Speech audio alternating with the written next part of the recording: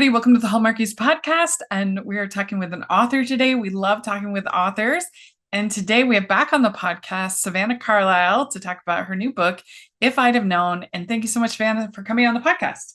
Yeah, thank you so much for having me again. It is one of my very favorite podcasts to listen to, so it's always cool when I get to be on. Yeah, it's so much fun. This is your third time. This is very exciting. It is. And I remember listening to this podcast and listening to other authors and thinking, I wish I was an author. Like, I wish at that point, I was hoping for my book to get picked up. And I kept thinking, one day maybe I'll be an author and I'll be on Oh, here. And here I am. well, I hope that y'all that want to be writers have dreams beyond Hallmarkies podcast. But if we can help you get there, we can be part of your inspirational journey. I'm here for it. Well, it's great to have you back on. And have you had a good summer? It's been a really busy summer. I had a nonfiction book out this summer, and then Yeah. technically, well, I had the first book in this series out in April, so that was kind of spring, and then getting ready for this one to come out in August. It has been a really busy summer. So what's your nonfiction book about?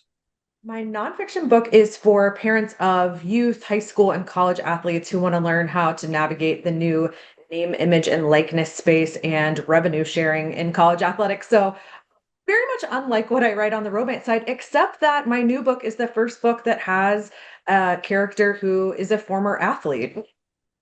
True, that's My, true. Yeah. my first time mixing my worlds just like a little. It's not a Bringing sports that in. romance. He's retired, but there's a good bit of baseball in the book, Yeah. and that's because baseball is my favorite sport.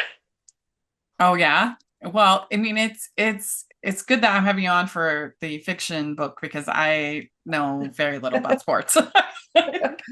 It If was people have funny. got kids that play sports and they're interested, that book has its own website, and I have done so many podcasts on that topic. So there's tons of resources if people want to reach out to me.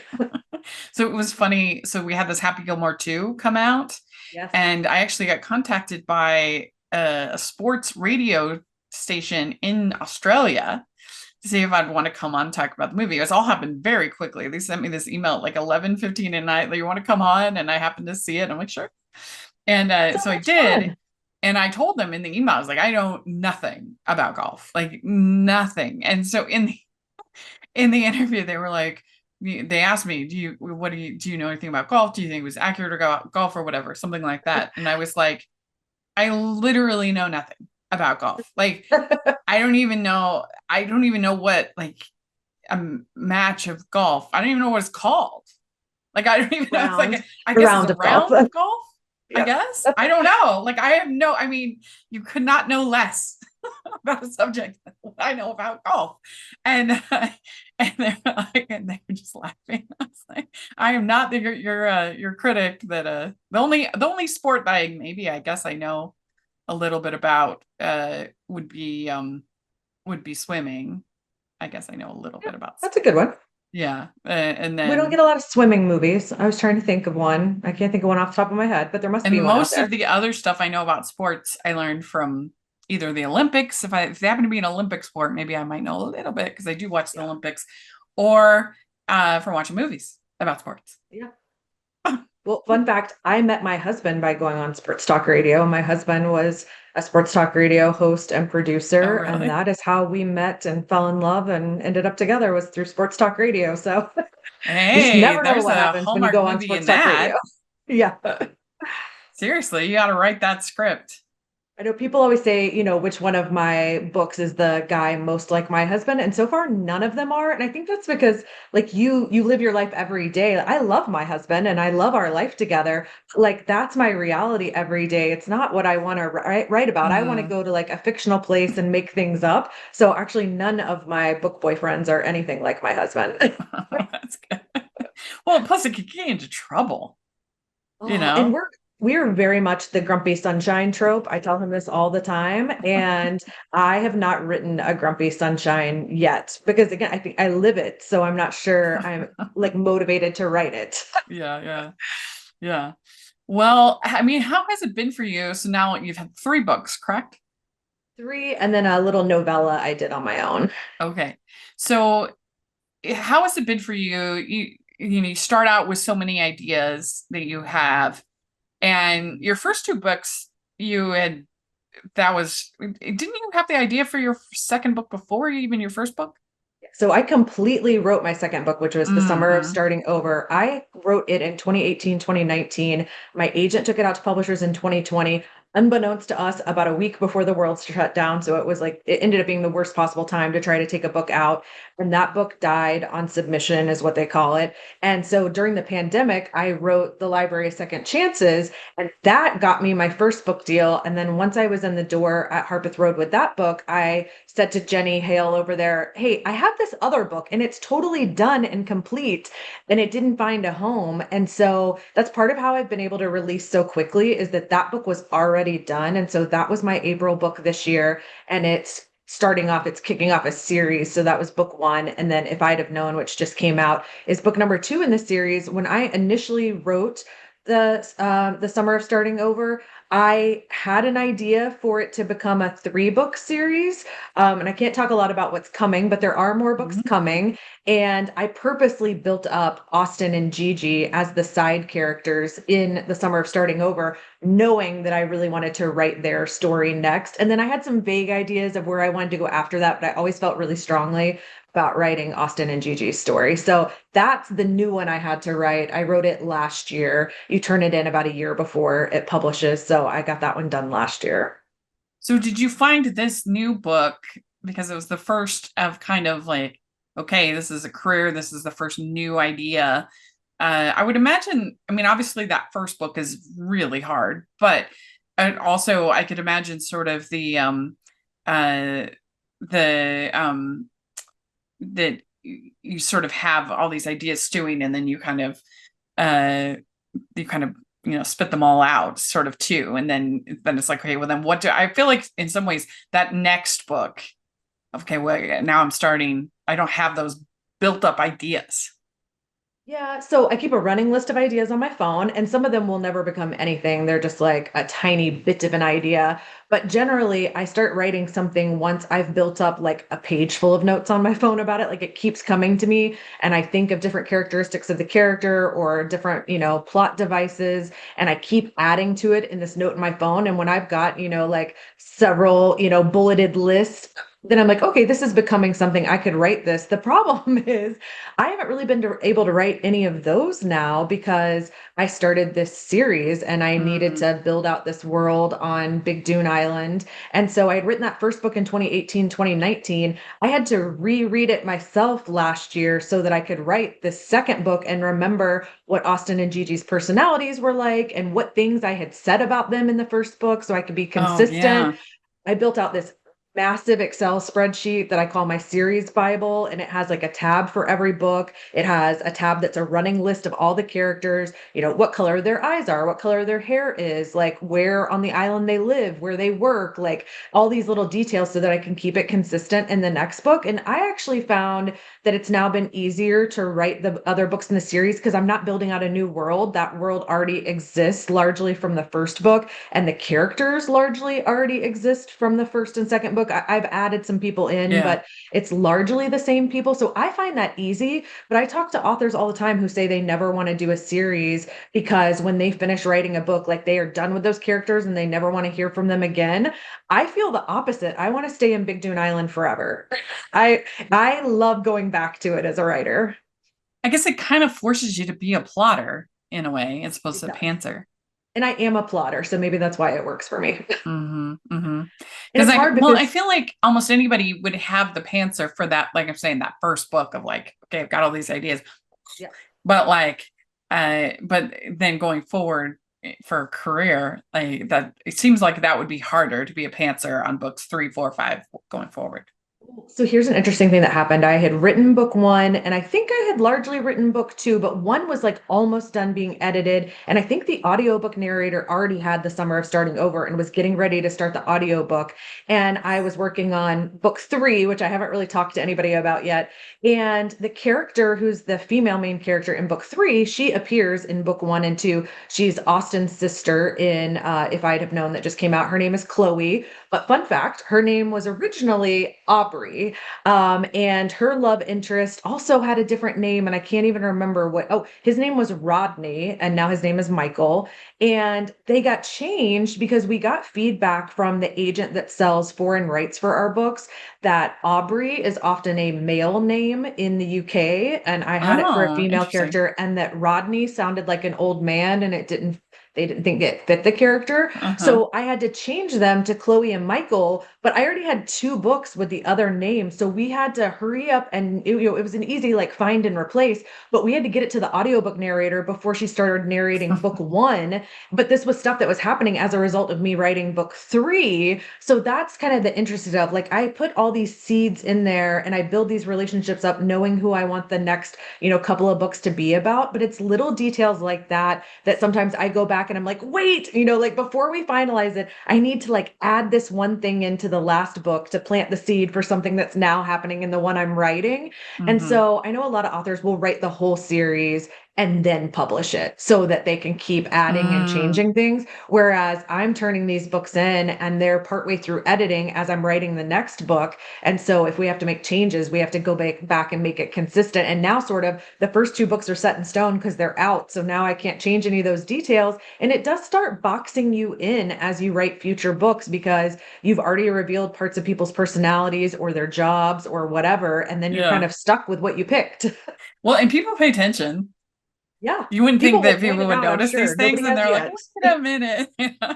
This is why I have you would not believe the Excel spreadsheet I have and the number of tabs I have. Yeah. And then when I start each book, I have my assistant go and do just like a control F find in the Word document for the previous books and pull every single time the characters in the current book are mentioned in the other books. And she puts it all in a Google Doc for me so that I can read just that. And after read back the whole book, I can read just where I've mentioned those characters and like get their voices in my head again and remember their details to now write their story. So I feel like I've got a good system. Hopefully, I Hmm. haven't messed anything up. Yeah. Yeah. Ho, ho, ho. We'd like to take a second and thank our sponsor for this episode of the podcast. It's the Hallmarkies Patreon. Do you love Hallmarkies podcasts, especially at Christmas? Do you enjoy the holiday previews, recaps, interviews, and bonus episodes? If the answer is yes, please consider supporting the Hallmarkies Patreon. We need your help to do what we do both during the Christmas season and all year round. But not only do you help a podcast led by strong, independent women by becoming a Patreon, you get to become a part of the Hallmarkies family. Starting at only $2 a month as a patron, you will have access to our Facebook Patreon group where we talk about the movies, shows, and more all year. We also have many monthly patron watch alongs with guests like Lacey Chabert, Natalie Hall, Paul Campbell, Mary Lou Henner, and more, giving their behind the scenes details of their films. As a patron, you also have the chance to provide input into the podcast and even join us at different tiers. So this Christmas season, spread some cheer to the Hallmarkies Patreon and become a member today. You won't regret it. Go to patreon.com/hallmarkies to learn more. That's patreon.com/Hallmarkies. How do you look back on particularly Library of Second Chances? That was your first one published. Do you are you like a tough critic on yourself, or do you look back at with like a certain degree of nostalgia? Like, how do you feel about it? I'm a type A perfectionist, so I'm usually really self-critical, but I actually don't feel that way so far about my books once they're out in the world. I think I know like it's done and I can't change it. And I've been really happy with my final product every time. The editors I've had have been incredible. I know that they've made my book better. For example, in the new book, if I'd have known, an entire character got cut from my first draft. When I got my developmental notes back, she was like, I don't think this character adds anything to it. I think you just take him out completely. And that was a huge rewrite to have to do because he was pretty well integrated in the story. It was a little more of a love triangle. And I basically had to like kill him off and I take him out. He's just never mentioned at all.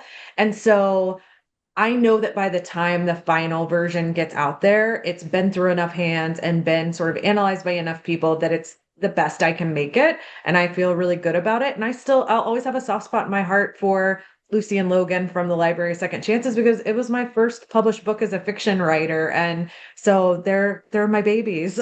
Hmm. Yeah, well, that's good. I mean, you know what they say, like perfection is the enemy of joy. Yes. Yeah. And comparison is the enemy of joy as well. Oh, yes, So that one's harder yeah, that one's because you really see other hard. authors like doing things and getting things, and you're like, why doesn't that happen for me?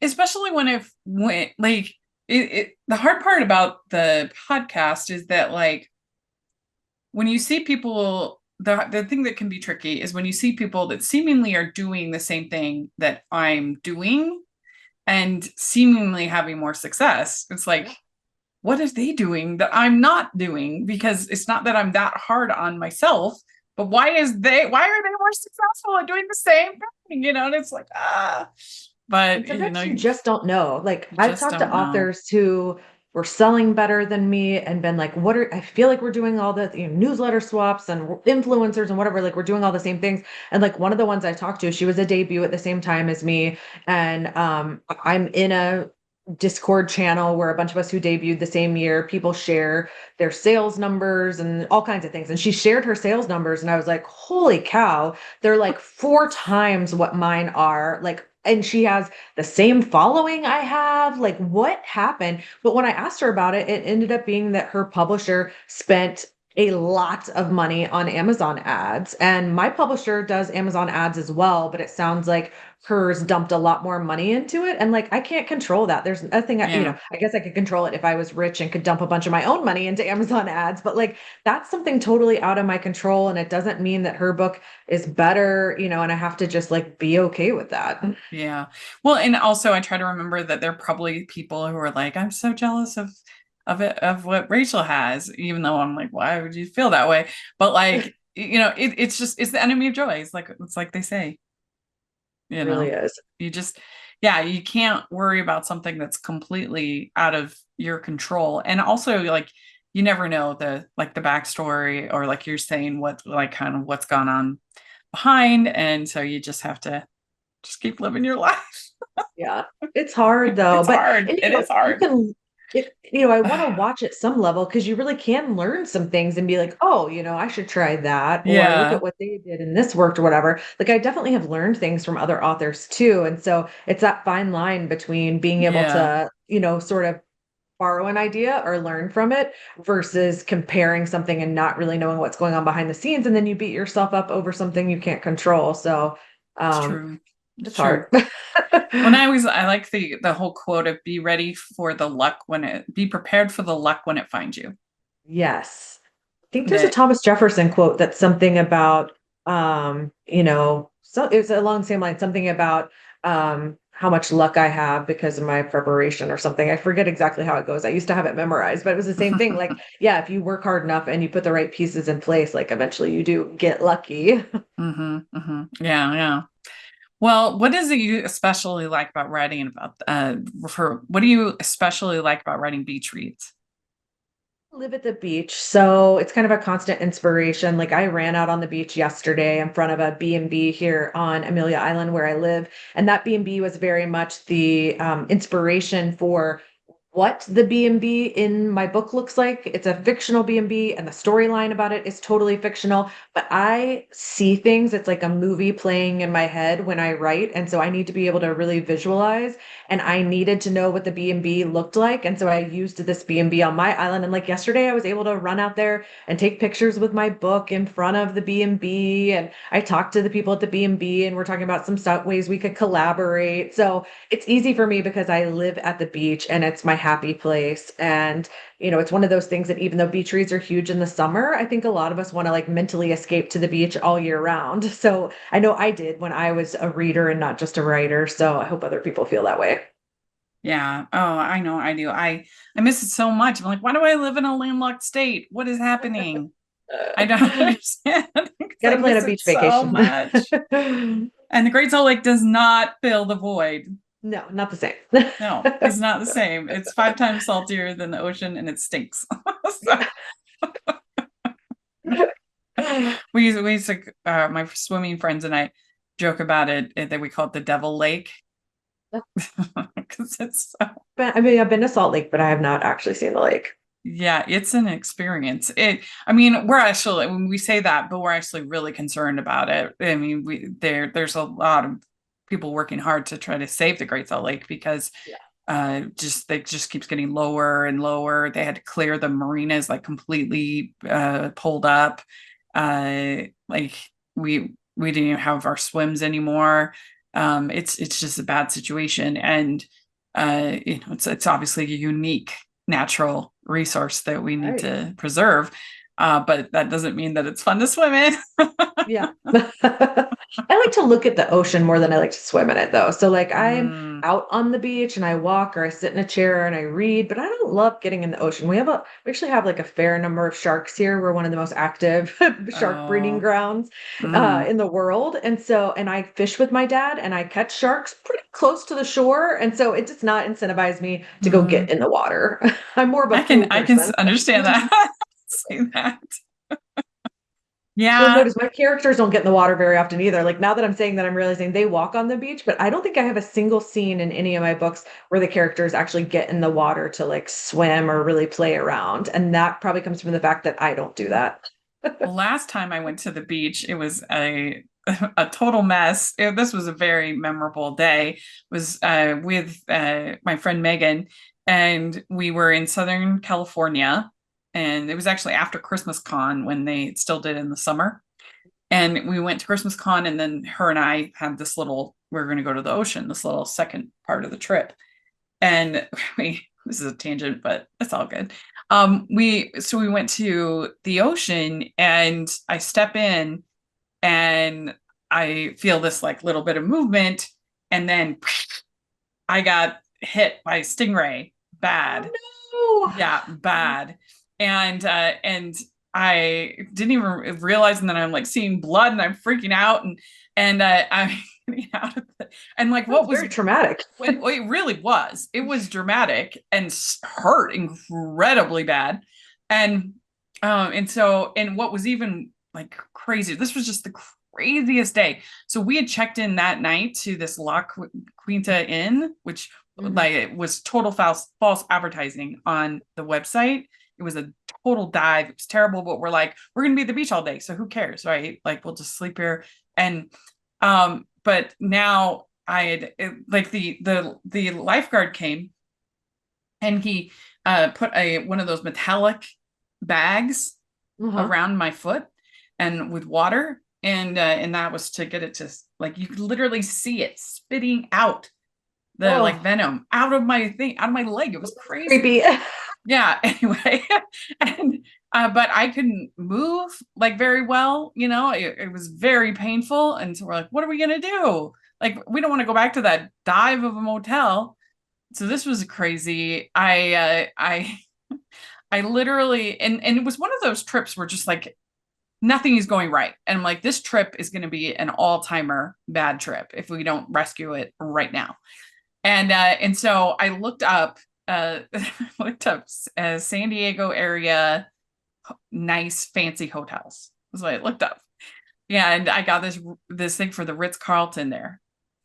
And I was like, I called them. I said, this is the situation. We just need a one night. This is just a thing.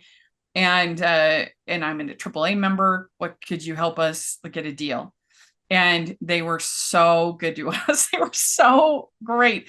And so we ended up going to the Ritz-Carlton. I'll never forget it. It was amazing. And we had this incredible You really turned that trip around. And I mean, I was just soaking my leg most of the time when we were just, it was incredible. Anyway, very, very memorable moment for me. And I'll never forget it. And I'll never, I'll always be more careful about stingrays in the future. Yeah, see, that's I why guess my you're supposed to characters just shuffle walk on your the beach feet a little bit when you get into the water. And that kind of makes them scoot, I guess. But I had no idea. I mean, we catch them sometimes when we're out fishing, so we have them here, but I've never seen one close to shore or had anybody have that experience. We get a lot of jellyfish, especially certain times of the year. It comes like in waves, and so you hear more about people that get stung by the jellyfish. Mm-hmm. I've never had a jellyfish, but I've had sea urchins in Europe. Oh boy. Yeah, and that stings. That hurts. Oh. So You get the ocean anymore. You don't have good luck. It's a dicey thing going in the ocean, but it's worth it. It's good. So my books aren't like, I guess they could be funnier because I don't have any of those kind of like experiences. And like I said, I haven't really let my characters get in the water. I'm gonna have to do that more. Yeah, because you're gonna have lifeguard. Right. I was gonna Hunky say the lifeguard? lifeguard that came for you, like how good looking I was mean, he? of course the lifeguard was very hunky, but he was like, 20. So Our lifeguards are high schoolers, so yeah. Hey, this is David from the Piecing It Together podcast, a podcast about movies and the movies that inspire them. For over 4 years, each week, a guest and I take a look at a new movie through the lens of what other movies we think were either an influence or connect in some other way. It's a fun, unique way to discuss films that leads to a great list of other movies to check out that either explore the same themes and ideas or maybe utilize similar filmmaking techniques. Including special episodes in our side series that twist the format, we've done over 200 episodes, so there's bound to be one on a film you've been thinking about and want to dig deeper into. So check us out on all the major podcasting apps and at piecingpod.com. But anyway, yeah, it was very memorable. It was very memorable. And my like dream is to go back to that Ritz-Carlton someday. It was absolutely incredible. It was we have a Ritz-Carlton here on Amelia Island where I oh, live, and this is very much the basis for all the fictional islands that I write. So you'll have to come visit here. that would be so fun. Because it wasn't just like because a lot of fancy stuff, it's like that's a waste. It doesn't even look that good. It's not comfort. A lot of Right. times it's uncomfortable or doesn't taste that good. It's really small, not filling. I'd rather have the like more comfortable. But everything was so comfortable and beautiful and so convenient and so nice. And it was an incredible place. Ours is pretty nice. I've stayed there a couple of times where we stayed there like Yeah. for, I think our 5-year wedding anniversary is like a treat. We stayed there for a night or two, and they're actually really lovely to locals. They have like a local membership where we can come use their pool, and there's a really nice spa. And that's how I'm treating myself as my reward for this book coming out. I've got a massage Mm. booked this weekend. Can't wait. Oh, the best. Well, let's talk about the book. So, if I'd have known, so how did you get the idea for this book? What was your inspiration? So really, I had built up these characters in the first book. They were the best friends of the male and female main character in the first book. The four of them had sort of grown up together. They were best friends in high school, and I had made the male main character Austin a baseball player, and I had established that in the first book. He's retired from baseball and actually now works in sports radio, which that's how I met my husband. Was he was in sports radio, and so there's that like one tiny piece I borrowed from my real life, but Austin's actually nothing at all like my my husband. My husband's wonderful too, but Austin is not based on him other than having the sports radio job.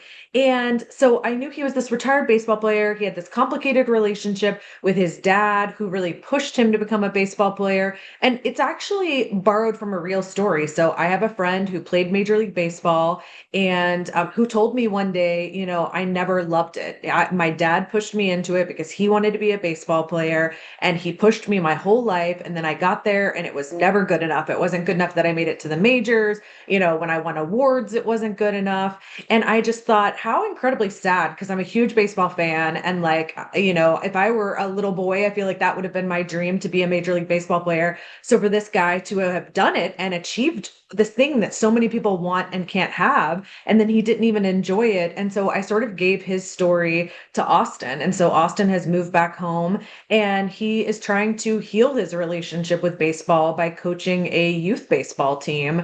And I feel like he learns a lot along the way from coaching that team, and in particular from one little boy on the team named Luke, who ended up becoming a big part of the story. And Luke was not a plan I had when I wrote Austin and Gigi in the first book. I was very much focused on this friends to lovers story that they had, and they share this bond because they both have a complicated relationship with one of their parents, and that has always kind of bonded them. And then as I wrote him going to Little League practice, this little boy just sort of like appeared and became a bigger and bigger part of Austin's story, and the story as a whole. And then I knew I wanted Gigi to have this mystery to solve with the B&B on the island. And it was kind of fun because I haven't written like any sort of, and it's not the whole book is not, I wouldn't qualify it as like a cozy mystery, but it's like this tiny little mystery that's like part of the plot. And that was kind of fun. I've never done that in a book before. So Mhm. Austin and Gigi have to spend a lot of time together planning their friend's wedding, and then also trying to solve this mystery at the B&B. And I thought it all came together nicely and gave them that forced proximity that they needed to realize that they were meant to be. Well, yeah, and it really does hit a lot of the different archetypes, the different tropes, because you've got friends to lovers, but you've also got second chance romance, because they had the chance at this party. They were in the hot tub. It was almost an almost kiss, and then somebody interrupted, and then they never. He was too afraid that that it would ruin everything, or that she wasn't interested, or she was too good for him, or all these different reasons. It's definitely a he falls first. Like he has always had a thing for her. She's Mm-hmm. never taken him seriously in that way. He also has never felt good enough for her. And that really stems from never feeling good enough because of this pressure he had from his dad with baseball. And so, he's the first character I've really written that I would say is that like just cinnamon roll golden retriever, like he's my favorite book boyfriend I've written, and I've written two more books since I finished this one. Actually, really three more books, not all in this series, but I've written more since this, and he's still my favorite book boyfriend. Not that the No. other guys aren't great, but I really have a soft spot in my heart for Austin. Yeah, the yearning. Whenever you can get a guy yearning, it's always swoony. Yes. And Yeah. he's just a good guy. He's happy all the time. He's always helping out other people. He's just a really good guy. I mean, it goes back to Jane Austen. I mean, Captain Wentworth and Darcy both yearning big time. Yeah. And that's good. Yeah. We And like that. Gigi's she's a lawyer. I am a former lawyer. She's very type A. She Mm-hmm. has, I guess, a few of my characters. It's probably more than any other character I've written. She's probably the most like me, but she's actually mainly based on my best friend from law school, who I ended up dedicating the book to. And they're not exactly alike, but her office is actually exactly like my friend's office. And her practice is exactly like my friend's practice for the most part. And then I've kind of borrowed some characteristics from a couple of friends for, kind of who she is at her heart. But it probably has the most of me. And usually authors, their first book has the character that's most like them. But I was nothing like Lucy, who was the character in The Library of Second Chances. She and I have very little in common except our cats. And we love books. But Gigi's probably most like me because she's the type A perfectionist, career focused lawyer. And that's who Mm-hmm. I was for a long time. Yeah. Well, and I think sometimes when you get totally focused on work, then you it's not even that you, or really not just work, just anything. It's not that you don't want those things in your life. It's just like you're just totally focused on something else. Just not a priority. Yeah. Yeah, it's not like you're choosing, oh, I don't want that. You're just focused on this other thing. And Yeah. so I get that. In fact, my quote that I had picked out kind of is about this. I liked it when it says that she turned to Gigi before frowning. Is this your girlfriend? She asked Austin. Gigi chortled, he wishes. At this, Alyssa perked up and started digging around in her purse. She extended a pink business card in the direction, call me sometime. Gigi grabbed the card from Austin's hand as soon as Alyssa was out of earshot. Alyssa Johnson, beauty blogger. I think she's perfect for you. She handed the card back. You could have at least pretended to be my girlfriend to save me from potential crazy stalker person, he grumbled, shoving the card under his plate where he planned to leave it. Your girlfriend, she shot back, in your dreams. Yes. In fact, sometimes Gigi was his girlfriend in his dreams, more nights than he'd ever admit. Yeah, so this actually when I started writing them in the first book, I was going to make it more of an enemies to lovers. Like they had this really strong banter, but then when I started trying to write their story, I actually went back and made some edits on the first book and made it build into this friends to lovers because they're not enemies. They've known each other their whole lives. They really connect on some basic things. They've been part of this foursome for, since they were little kids, but they do have this banter that I think you normally see in an enemies to lovers. And they're just both constantly pushing each other to be better. But it is true that she has never seen him like that. He has seen it for a long time, and she just wasn't ready to be there yet until Yeah. now. Yeah. So that, I mean, and that makes for a swoony dynamic. Yeah, I mean, it's like he waited for her all this time. He could have dated anybody he wanted as a Major League Baseball player, and he did, and he was a little bit of a ladies' man. But like, I don't think in my mind, he had never really had, eyes for anyone else. He was never in love with anybody like he was with her. Was it fun to go back to Callie and Jesse and kind of plan their wedding and see it go back to that couple some as well? It was, because, it was the first book I ever finished and took out to try to get published. And so they have a really special place in my heart for that reason. And I loved getting to see them again. And this idea that, I mean, she's a big country music star. She doesn't want to be in the spotlight. She doesn't want her wedding to be this like big public affair. But how can she get married and have her friends and family there without it leaking? And so the idea is that it's going to be a secret wedding. And as I've been marketing the book, I keep wanting to say like there's a secret wedding, but I don't want people to think it's Austin and Gigi that have a secret wedding because it's not. It's Callie and Jesse from the first book. And so they come up with this idea that Gigi's mom, Miss Myrtle, who's one of my favorite characters I've ever written, she was pretty prominent in the first book as well. Miss Myrtle agrees that they can say it's going to be her anniversary party, and that will get everyone in town to this venue. And then when they show up, it's not really going to be the anniversary party. It's going to be Callie and Jesse's wedding. And I'm not giving anything away. This all happens in the first couple of chapters. And so Austin and Gigi are going to have to work together to help plan this wedding because Callie can't go do the meetings with the florist and whatever because she doesn't want anyone to know that this is her wedding. Mhm. Is it hard writing sort of this friend zoning kind of thing and not making either the characters either too stupid or too unlikable? I do think this was hard. The Library Second Chances was enemies to lovers, which was really fun. And that's probably going to be my favorite genre to write. It's one of my Hmm. favorites to read as well. And then Jesse and Callie were chance romance. And that was kind of easy because they were high school sweethearts. And then they've come back together years later. This was hard because it was like, how do you show that they have this natural attraction to each other? But like, what is it that's keeping them apart? And like, how do you get the tide to turn where Gigi's not putting him in the friend zone anymore? I really do think this was one of the hardest tropes I've written. And I have not written another friends to lovers since, It's hard really, because it because can it's be hard. so frustrating. You're just like, how can you not see that this person is in love with you? Like in this case, they hadn't really been together that much. So it's a Right. little bit understandable that they would have this miscommunication. But like when you have sort of a story of my assistant is in love with me and I see him every day and I have no idea or something along, kind of that lines, Yeah. it does sort of strain credulity at a certain point.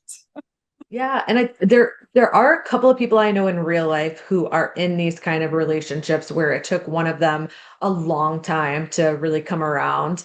And so I pulled from that a little bit, but it's definitely the hardest one to write. And like I said, I'm not sure I'll do it again anytime soon because it was hard. Yeah. So, what would you say is special? What would be your pitch to the Hallmarkies listeners that this is a book worth checking out, making one of your last beach reads of the summer? I would say if you really enjoy the found family aspect, I think that I don't want to give too much away, but there's definitely some found family vibes in this. And the idea that you can create the family that you want. Both Austin and Gigi have pretty big issues with each of them with one of their parents, and they are trying to build something on their own that doesn't have those same issues and kind of break those historical patterns. So I really loved that aspect of it, and it's different than the other books I've written for that reason. So, did you have Hallmark actors that you had in mind when you were writing, or Of course I actors in do. general? So I always like cast my main characters as soon as I start writing the book because I need to see it in my head as I write. So I always knew Austin was going to be Christopher Russell. Like from the minute I came up Yeah, with Austin, I knew that's who he was going to be. I went back I and could see forth a that. lot on Gigi. I knew Gigi was brunette, so then I was sort of like boxing myself in with like only brunette Hallmark actresses, not like anybody couldn't like dye their hair or whatever, but I was kind of boxing myself in with that and ended up with Jessica Lowndes. And I think they could be good together. Yeah, I think that's a good. I think they have done a movie together. I can't think of which. I know. I feel like I've seen them together. That makes a lot of sense because she's good at playing like more a little bit more serious, a little bit Yeah. edgier characters. that, so being this sort of business woman, I think I can see that. I can see that working. I feel like he plays a lot of like just easygoing, go with the Yeah. flow kind of guy characters, and that's very much who Austin is. He's like go along to get along kind of guy. Yeah, that's good. We'd like to take a second and thank our sponsor for this episode of the podcast. It's the Hallmarkies merch store. Are you looking for that perfect gift for the postable, Hardy, or Hallmarky in your life? What about getting that t-shirt or hoodie that will help you stand out at your next holiday party? Now is the time to check out the Hallmarkies merch store. Full of festive designs by artists like Jessica Miller, Carrie from Hallmark Comics, and more. You can even have more than just shirts, but totes, cell phone cases, notebooks, mugs, and more. And it isn't just Hallmark. We have designs for Anna Green Gables, Man from Snowy River, The Nanny, and more. Every purchase at the merch store goes to help support the podcast and allows us to make the great content you know and love. There are frequent sales, so go to tpublic.com/stores/hallmarkies or see the link in the description. That's tpublic.com/stores/hallmarkies. I enjoyed reading the book. I thought it was a lot of fun. And so definitely encourage everybody to check it out. We'll have a link for our affiliate link to get the book in the description if you want to check that out. But we like to end our interviews with some fun questions. And I realized this is actually your fourth time on the podcast because I forgot about when you were on for the Chiefs movie. Oh, that's right. That because we weren't talking about my books. We were talking about, sports romance. But we have, so you, in your full interview, you did the get to know you questions. So this time you get to do the holiday Christmas get to know you questions. So put on your holiday I'm writing cap. a Christmas book right now. Oh, so perfect. This will give you inspiration. Christmas mode. Good. All right. First question. What is your favorite holiday drink? Ooh, probably peppermint hot chocolate. I'm not an eggnog person. Okay. What's your favorite holiday cookie or treat? Ooh, peppermint brownies. I really like that peppermint chocolate mix. Yeah. Okay. What is your favorite Christmas song or carol? Oh, so it plays at Christmas, but it's not really a Christmas song. So my dad argues with me about it every year. But I love the Auld Lang Syne song by John Fogerty. Is that right? John Fogerty? No, that doesn't feel right now that I said it out loud. Singer, but yeah, I'm trying to think who sings that one. Well, a bunch of people have sung it. It's like a classic song. Yeah, so that would make sense. I love the like storytelling in that song. Yeah, and it always makes me think of When Harry Met Sally. Yeah. Oh, and it's that same Auld Lang Syne one. It's the one where he goes back home and he runs into her in the grocery store and they end up hanging out. And it like very much is like a second chance romance almost in a song. Are we supposed to remember that we forgot them or forgot that we... Yeah. Well, it's about old friends. Very good. Okay. All right. What is your favorite Christmas movie, like classic Christmas movie? So many good ones. But I definitely rewatch a few every year. Oh gosh, if I have to pick a favorite, I might have to pick, I'm gonna have a silly pick. The movie I have to watch every single year is The Santa Claus with Tim Allen. I'd love to go way back with like White Christmas or, like a true classic, but I love The Santa Claus and I watch all three of them every year. Oh yeah. I've never seen the third one. I have never dove that far deep down, but the third one's actually my favorite. It's one of the few movie series where I think there's a later one. It has Martin Short in it, and he's so good. So all right, when we do our bonus deep dive into Santa Claus, I'm calling you. Yes, please do. Okay, good. I can quote them. You know what's interesting is that by far the most popular answer, I would say 85% of the time, people say Home Alone. It is by far. I also really like Home Alone too. That's another one where really I like a later one in the series as much as the original. So which do you like better, Scrooge or The Grinch? The Grinch. I watch Jim Carrey's The Grinch while I put up my tree every single year. That's my tradition. Nice. Okay. Which do you like better, clear lights or colored? Colored. I actually have a sign that's still up in my bedroom on my dresser, and it says my favorite color is Christmas lights, and it has little multicolored lights around it. That's cute. Okay. Would you rather be in a snowball fight or build a snowman? I think build a snowman. I feel like I would end up getting pelted in the face or something unfun in a snowball fight. Okay, would you consider yourself a good gift wrapper or not? I am not. I'm a terrible gift wrapper. I'm a great gift giver. Like I think I come up with really thoughtful gifts, but I would love to have someone else do the wrapping. Very good. Yeah, I mean, if I really focus, then I can, but usually I'm just so rushed. It's just like, ah, whatever. Mhm. So last question, do you have an ugly Christmas sweater? I do, but I have a few that I've all bought for ugly Christmas sweater parties. Yeah, yeah. Well, and 'cause sometimes they can be really itchy, scratchy. Yeah, I can't say I have one that I love or that I enjoy wearing, but I've got them in case I need to run out to a party. Yeah.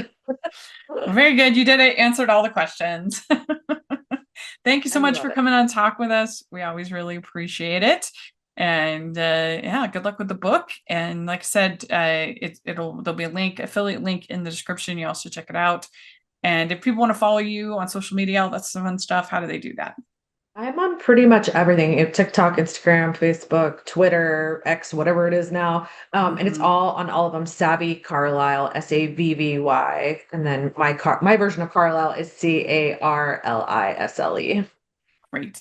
And you can find me at Rachel's Reviews all over social media, iTunes, YouTube, Goodreads, everywhere that you want. Check out Rachel's Reviews, and then follow the podcast, the Hallmarkies Podcast, all over social media. And if you're listening on iTunes, please leave your ratings and reviews for the podcast. That really, really, really, really helps us a lot. And it's very difficult for some reason to get reviews. It's just like so hard. So if you enjoy the pod, please take a second and just give a quick little rating and review on iTunes. Really helps us a lot. And if you are watching on YouTube, please give the video a thumbs up, subscribe to the channel. Most of our viewers on YouTube are not subscribers, like something like 80%, like a lot, aren't subscribers. So if even like 10%, 15% subscribed, that would help us immeasurably, would help the algorithm so much. It would help us to be able to do more. So please, please, please, please subscribe and like the video. We'd really appreciate it. We're almost at 10K subscribers, and that would be amazing. And we have our Patreon group, which is the biggest way you can support everything that we're doing. You can be part of our watch alongs and our bonus episodes and other fun stuff. So definitely please take a look at the Patreon. I try to make it really worth your while. And then we have our merch store where we have lots of fun designs like the one that I am wearing. So check that out. And thanks so much, Savannah. I really appreciate it. And I will talk to y'all later. Bye.